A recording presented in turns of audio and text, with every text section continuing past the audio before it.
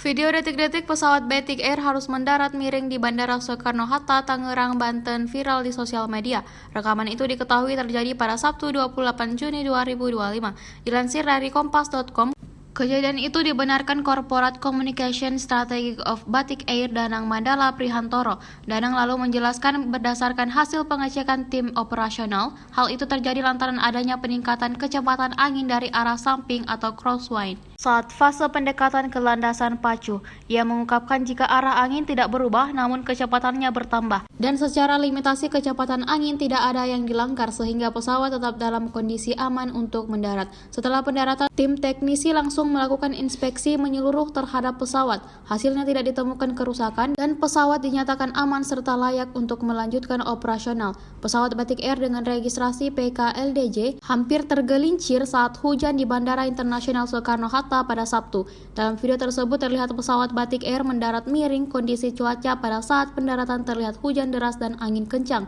Sementara itu sejumlah warganet ramai berkomentar tentang sosok pilot di balik kejadian tersebut. Mereka penasaran dan mengacungi jempol untuk keahlian sang pilot mendaratkan pesawat tersebut sehingga semua penumpang dalam keadaan selamat.